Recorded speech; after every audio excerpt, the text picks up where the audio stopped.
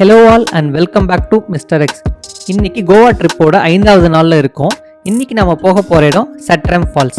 இந்த ஃபால்ஸுக்கு கோவா கேபிட்டல் பஞ்சிம்லேருந்து நீங்கள் போனீங்கன்னா 60 கிலோமீட்டர் ட்ராவல் பண்ணணும். இதுவே நீங்கள் சவுத் கோவா இல்லை எக்ஸ்ட்ரீம் நார்த் கோவாலேருந்து போகிறீங்கன்னா 90 to 100 கிலோமீட்டர் நீங்கள் ட்ராவல் பண்ண வேண்டியிருக்கும். இந்த ஃபால்ஸ் போக நீங்கள் பிளான் பண்ணிங்கன்னா கண்டிப்பாக ஒரு முழு நாள் தேவைப்படும். பட் போனீங்கன்னா ஒர்த்தாக இருக்கும். கோவாவில் இந்த ஃபால்ஸ் ஒரு ஹிடன் ஜெம்னே சொல்லலாம். அடுத்ததாக ரூட். நீங்கள் கோவாவில் எங்கே இருந்தாலும் வால்பாய் போய்க்கோங்க. வால்பாய்ங்கிறது ஒரு குட்டி சிட்டி. அங்கேருந்து 17 கிலோமீட்டர் போனீங்கன்னா சாட்ரம் வில்லேஜ் வரும். அங்கேருந்து ஒரு 7 to 8 கிலோமீட்டர் ட்ரக் பண்ணி போனீங்கன்னா ஃபால்ஸ் ரீச் ஆகிடலாம். இந்த ஃபால்ஸை வால்பாய் ஃபால்ஸ்னு சொல்லுவாங்க. அடுத்து நீங்கள் பெட்ரோல் ஃபில் பண்ணணுன்னா வால்பாயிலே ஃபில் பண்ணிக்கோங்க. இதுக்கப்புறம் உங்களுக்கு பெட்ரோல் பங்க் எதுவும் வராது. அதே போல் தான் சாப்பிட்னாலும் இங்கேயே சாப்பிட்டு நீங்கள் இதுக்கப்புறம் கிளம்பிடுங்க.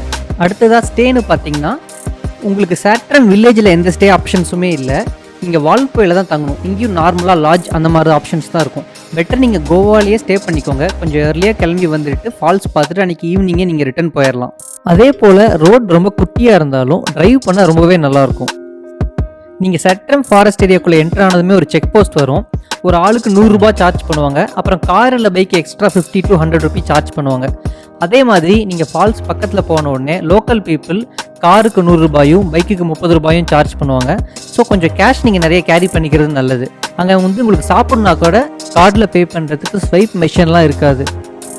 இங்கே லோக்கல் பீப்புள் டோல் கலெக்ட் பண்ணுவாங்கன்னு சொன்னேன் இல்லையா, அது இந்த இடம் தான்.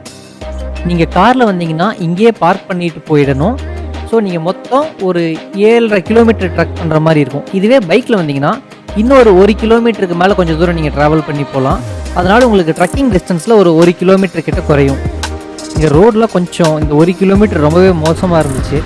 என்னோடய பைக் ஹேண்டில் பண்ணுறதுக்கு ரொம்பவே கஷ்டப்பட்டேன். அதனால் என்னோடய பார்க் பண்ணிவிட்டு டாமினர்லேயே போகலான்னு முடிவு பண்ணிட்டோம். ஆனால் சும்மா சொல்லக்கூடாது, டாமினர் பைக் 185 கிலோ வெயிட் இருந்தாலும் ஹேண்டில் பண்ண ரொம்பவே ஈஸியாக இருந்துச்சு. மான்ஸ்டரை கம்பேர் பண்ணும்போது டர்னிங் ரேடியஸ் அதிகம். அதனால் ஆஃப் ரோடிங்கில் நல்லாவே ஹேண்டில் பண்ண முடிஞ்சது. இன்னொரு முக்கியமான விஷயம், நீங்கள் மதியம் 1 மணிக்குள்ளே ஃபாரஸ்ட் செக் போஸ்ட்டை தாண்டிடுங்க. அதுக்கப்புறம் அவங்க உங்களை உள்ளே அலோவ் பண்ண மாட்டாங்க. ரீசன் என்னென்னா சாயந்தரம் 5:30 மணிக்கெலாம் செக் போஸ்ட்டை க்ளோஸ் பண்ணிவிடுவாங்க. நீங்கள் ட்ரக் பண்ணுறதுக்கு 2 மணி நேரம் ஆகும். திரும்ப வரத்துக்கு 2 மணி நேரம், அங்கே 1 மணி நேரம் டைம் ஸ்பெண்ட் பண்ணிங்கன்னா கூட 5 மணி நேரம் ஆகும். அதனால் ஒரு 1:30-2 மணிக்கு மேலே போனீங்கன்னா அவங்க உங்களை உள்ளே அலோவ் பண்ணவே மாட்டாங்க. இந்த ட்ரிப்பில் நாங்கள் விசிட் பண்ண எல்லா இடமும் சரி, எங்கள் எக்ஸ்பீரியன்ஸும் சரி சூப்பராக இருந்துச்சு. அது எல்லாத்துக்கும் சேர்த்து ஆப் வச்ச மாதிரி தான் இந்த ஃபால்ஸில் எங்கள் எக்ஸ்பீரியன்ஸ் இருந்துச்சு. அதுக்காக இந்த ஃபால்ஸ் நல்லா இல்லைன்னு சொல்லலை, நாங்கள் ப்ரிப்பேர்டாக போகாதனால தான் எங்கள் எக்ஸ்பீரியன்ஸ் எப்படி ஆயிடுச்சு. இந்த ட்ரிப்பில் நாங்கள் எப்படி நொந்து நூடுல்ஸ் ஆனவங்கிறது தான் இந்த வீடியோவில் நீங்கள் பார்க்க போகிறீங்க. சட்ரம் வில்லேஜ் நீங்கள் என்ட்ரு ஆனோடனே கேட்டு பாருங்கள், ஏதாவது கைடு கிடப்பாங்களான்னு. ஒரு 100-200 ரூபா கொடுத்தீங்கன்னா போதும், வந்துடுவாங்க. ஸோ அவங்க இருந்தாங்கன்னா உங்களுக்கு ரொம்ப ஈஸியாக இருக்கும் இந்த ட்ரக்கு. இப்படியே போனீங்கன்னா ஒரு ஓடை வரும். அதுக்கு மேலே பைக்கில் போக முடியாது. இங்கேயே பைக்கை பார்க் பண்ணிட்டு இனிமேல் நடந்து தான் போகணும். ஃபாரஸ்ட் ஆஃபீஸர் எங்ககிட்ட என்ன சொன்னாங்கன்னா, நீங்கள் எந்த இடத்துலையுமே கன்ஃபியூஸ் ஆக வேண்டாம், ஒரே ரோட் ஸ்ட்ரைட்டாக போங்கன்னாங்க. இங்கே வந்த உடனே ஒரு லெஃப்ட் இருந்துச்சு. ஸோ எங்களுக்கு என்ன பண்ணுறதுன்னு தெரில, ஸ்ட்ரைட்டாக போகலான்னு முடிவு பண்ணோம். ஏன்னா இங்கே ஒயிட் கலரில் பெயிண்ட் அடித்து மார்க் பண்ணியிருந்தாங்க தடம் ஃபுல்லாக. நாங்கள் பண்ண ஃபஸ்ட்டு மிஸ்டேக் இது தான். ஆக்சுவலாக லெஃப்ட்டில் போயிருக்கணும். பட் வில்லேஜ்லேயும் சரி ஃபாரஸ்ட் ஆஃபீஸ்லேயும் சரி அவங்க ஸ்ட்ரைட்டாக தான் போக சொன்னாங்க. போகிற வழி ஃபுல்லாக மார்க் பண்ணியிருப்பாங்கன்னு சொன்னாங்க. ஆக்சுவலாக அது இந்த ஒயிட் மார்க்கிங் இல்லை. நீங்கள் லெஃப்ட் எடுத்து போனீங்கன்னா மரத்தில் அங்கங்கே ப்ளூ கலரில் மார்க் பண்ணியிருப்பாங்க. நாங்கள் இன்னும் தெளிவாக கேட்டிருக்கணும், பட் அப்போது தோணலை. நாங்கள் பண்ண அடுத்த மிஸ்டேக் ரைடிங் ஜாக்கெட்டோடு வந்தது தான். ரைடிங் ஜாக்கெட் யூஸ் பண்ணியிருந்தீங்கனாலே தெரியும், அது 5 கிலோவுக்கு மேலே வெயிட் இருக்கும். சேஞ்ச் பண்ணுறதுக்கு வேறு எதுவும் ட்ரெஸ் எடுத்தாதனால இதை போட்டுகிட்டே நடக்க வேண்டியதாக இருந்துச்சு. ப்ளஸ் இது கம்ஃபர்டபுளாகவும் இருக்காது. நீங்கள் ஸ்ட்ரெச் பண்ணிலாம் நடக்க முடியாது. காலையில் ஒரு 7 மணிக்கெலாம் நாங்கள் ரீச் ஆகிட்டதால் வேறு யாரும் வரல. ஸோ போகும்போது எங்களுக்கே ஒரு டவுட்டாக இருந்துச்சு, நம்ம கரெக்டான வழியில் தான் போகிறோமான்னு. இதே வழியில் நீங்கள் ஒரு 1.5 கிலோமீட்டர் வந்தீங்கன்னா இந்த மாதிரி முந்திரி தோப்பு வரும். இங்கே வந்தோடனே இங்கேருந்து 2 ரோட் பிரிஞ்சுது. லெஃப்ட்டில் ஒன்று போச்சு, ஸ்ட்ரைட்டாக ஒன்று போச்சு. சரி ஸ்ட்ரைட்டாக போகலான்னு போனோம். கொஞ்சம் தூரம் ட்ராவல் பண்ணதுக்கப்புறம் தான் முன்னாடி போயிட்டுருக்காங்க இல்லையா, அது ஒரு 3 பேரை பார்த்தோம்.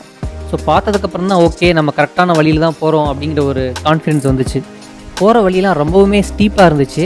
ஒரு 15 நிமிஷம் மறுபடியும் நடந்திருப்போம். நாங்கள் போய்கிட்டு இருக்கும்போதே நமக்கு முன்னாடி போனவங்களாம் ரிட்டன் வந்துட்டு இல்லை இதுக்கு மேலே வழி இல்லை டெட்ன்னு சொல்லிட்டாங்க. சரி திரும்ப ரிட்டன் போனோம். நாங்கள் மட்டும் இல்லை, நிறைய பேர் இந்த மாதிரி கன்ஃபியூஸ் ஆகி இங்கே வராங்க. நாங்கள் ரிட்டன் வந்ததுக்கப்புறம் கூகுள் ரிவ்யூஸில் பார்க்கும்போது தான் எங்களுக்கே தெரிஞ்சுது நிறைய பேர் கன்ஃபியூஸ் ஆகி வழி மாதிரி போகிறாங்கன்ட்டு. எங்களுக்கு முன்னாடி வந்த 3 பேர் ரொம்ப சீக்கிரமாகவே கீழே ட்ரக் பண்ணி போயிட்டாங்க. நாங்கள் மெதுவாக வந்துட்டு இருக்கும்போது ஒரு 5 பேரை மீட் பண்ணோம். அவங்களும் எங்களை மாதிரியே வழி மாதிரி வந்தவங்க தான். சரி வேறு எங்கே ஃபால்ஸ் இருக்குன்னு தேடிட்டு அந்த முந்திரி தொப்பில் ஒரு லெஃப்ட் பார்த்தோம் இல்லைங்களா, அந்த வழியாக போகலான்னு முடிவு பண்ணிட்டோம். நாங்கள் போகிற வழி ஃபுல்லாகவே ஆற்று வழியாக தான் போகிற மாதிரி இருந்துச்சு. ஒரே ஒரு ஆறுதலான விஷயம் என்னென்னா, நாங்கள் போகிற வழி ஃபுல்லாக தண்ணியோட சத்தம் எங்களுக்கு கேட்டுட்டு இருந்துச்சு. ஸோ இந்த பக்கம் தான் ஃபால்ஸ் இருக்குன்னு நம்பி மறுபடியும் ஒரு 4 கிலோமீட்டர் ட்ரக் பண்ணி போனோம்.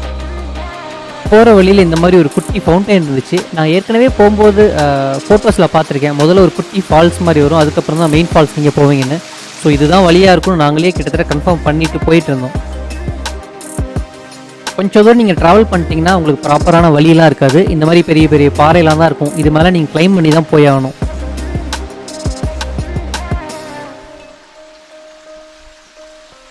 மறுபடியும் ஒரு 1/2 மணி நேரம் ட்ரக் பண்ணதில் இந்த இடத்துக்கு வந்திருக்கோம். ஒரு குட்டி ஃபவுண்டைன் இருக்குது, ரொம்பவுமே ஸ்டீப்பாக இருந்துச்சு.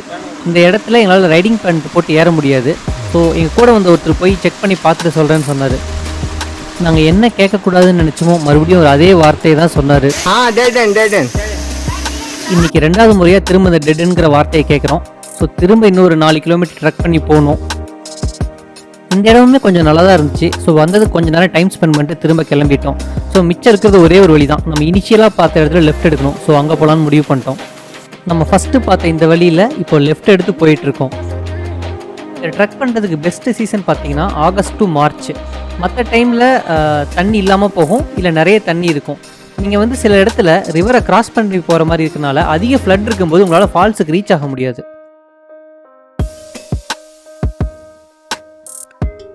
ட்ரக் பண்ணி போகும்போது சில இடத்துல ரோடு 2ஆக பிரியும். இப்போ இங்கே லெஃப்ட்டில் பார்த்தீங்கன்னா இங்கே ஆறு இருக்கு இல்லையா, இந்த மாதிரி வழியில் போகாதீங்க. ஒத்தையடி பாதையிலே நீங்கள் கண்டினியூ பண்ணுங்கள். அடுத்ததாக இந்த ஃபாரஸ்ட்டில் டென்ட் போட்டு தங்கிட்டு போகிறதுக்கு பர்மிஷன் இல்லை. உள்ளே வர ஒவ்வொரு வெஹிக்கிளையுமே ஃபாரஸ்ட் ரேஞ்சர்ஸ் நோட் பண்ணிப்பாங்க. நீங்கள் வந்து ஈவினிங்குள்ளே ரிட்டர்ன் ஆகலைன்னா உங்களுக்கு ப்ராப்ளம் ஆகும். ஃபால்ஸ் போகிறதுக்குள்ளே ஒரு 3 மலை நீங்கள் ஏறி இறங்குவீங்க. அதனால் ஒரு வாக்கிங் ஸ்டிக் எடுத்துக்கோங்க. அதுக்கப்புறம் ஒரு நல்ல கிரிப்பான ஷூ எடுத்துக்கோங்க. நிறைய இடத்துல மண் சறுக்கும். நடந்து போகும்போதே இந்த ஃபால்ஸை விசிட் பண்ணுறதுக்கான டிப்ஸ் நான் சொல்லிடுறேன். வீக்கெண்ட் போக வேண்டாம், க்ரௌட் இருக்கும். வீக் டேல போங்க. அடுத்து கொஞ்சம் நிறைய வாட்டர் கேரி பண்ணிக்கோங்க. கிட்டத்தட்ட நீங்கள் ஒரு 7 கிலோமீட்டர் ட்ரக் பண்ணுவீங்க. 1.5 to 2 மணி நேரம் மினிமம் ஆகும். கொஞ்சம் எனர்ஜி ட்ரிங்க் இருந்தால் எடுத்துக்கோங்க. காலையில் நேரமாக போங்க. அதுக்கப்புறம் மழை காலத்தில் போகிறீங்கன்னா இங்கே நிறைய அட்டைப்பூச்சி இருக்கும். ஸோ அதுக்கு ஏதாவது க்ரீம் இல்லை உப்பு எதாவது எடுத்துக்கோங்க. இங்கே நெட்வொர்க் இருக்காது. அப்புறம் பிரேக்ஃபாஸ்ட் வால்போயிலே சாப்பிட்டு கிளம்பிடுங்க. பேக்கில் வெயிட் கம்மியாக எடுத்துக்கோங்க. ஒரு நல்ல ட்ரக்கிங் ஷூ எடுத்துக்கோங்க. இங்கே நீங்கள் கேமரா தாராளமாக எடுத்து போகலாம். அதே மாதிரி ஒரு கேரி பேக் எடுத்து போங்க. உங்கள் வேஸ்ட்டை நீங்களே கேரி பேக்கில் எடுத்து வந்துடுங்க. சில இடத்துல பாட்டில்லாம் உடச்சிருந்துச்சு, பார்க்கவே கஷ்டமாக இருந்துச்சு. அடுத்து ரொம்ப முக்கியமான விஷயம், நீங்கள் ஃபால்ஸ் ரீச் ஆன உடனே தண்ணியில் இறங்க வேண்டாம். வாட்டர் ரொம்பவுமே சில்லுன்னு இருக்கும். அதே மாதிரி நீங்கள் ஒரு 2 மணி நேரம் ட்ரக் பண்ணதுனால உங்கள் பாடி ரொம்ப வார்மாக இருக்கும். ரிஸ்க்கு. இந்த மாதிரி ஒரு குட்டி ஃபால்ஸ் வரும். நீங்கள் வேணால் கொஞ்சம் ரெஃப்ரெஷ் ஆகிக்கலாம். ஆனால் இங்கேருந்து மெயின் ஃபால்ஸ் ரொம்பவுமே பக்கம்தான். ரொம்ப டயர்ட் ஆயாச்சு. ஏன்னா ஆக்சுவலாக ட்ரக்கிங் ஸ்டார்ட் பண்ணுறதுக்கு முன்னாடியே 10 கிலோமீட்டருக்கு மேலே எக்ஸ்ட்ரா நடந்தாச்சு. அது மட்டும் இல்லாமல் நாங்கள் குளிக்கவும் செய்யலை. எப்படா வீட்டுக்கு போங்கிற ஒரு மைண்ட் செட்டில் தான் இருந்தோம். நாங்கள் 2 இடத்துல வழி மாறி போனதுனால நிறைய ஃபுட்டேஜ் எடுத்துட்டோம். நாங்கள் ஃபால்ஸுக்கு ரீச் ஆகிறதுக்கு முன்னாடியே எங்கள் ஃபோன்லேயும் சார்ஜ் சேர்ந்துருச்சு, கோப்ரோலையும் சார்ஜ் காலி ஆகிடுச்சு. ஸோ நீங்கள் இனிமேல் பார்க்குற ஃபுட்டேஜ் எல்லாமே இங்கே வந்தவங்க அவங்க ஃபோனில் எடுத்து அப்புறமா எனக்கு சென்ட் பண்ண ஃபுட்டேஜ் தான். இந்த இடத்துல உங்களுக்கு நான் தேங்க்ஸ் சொல்லிக்கிறேன். இன்னொரு முக்கியமான விஷயம், ஃபால்ஸ் ரொம்பவுமே ஆழம். அதனால் நீச்சல் தெரியாமல் உள்ளே இறங்க வேண்டாம். நீச்சல் தெரியலனா நீங்கள் பக்கத்தில் இருக்கிற அந்த குட்டி ஃபால்ஸில் என்ஜாய் பண்ணிக்கோங்க.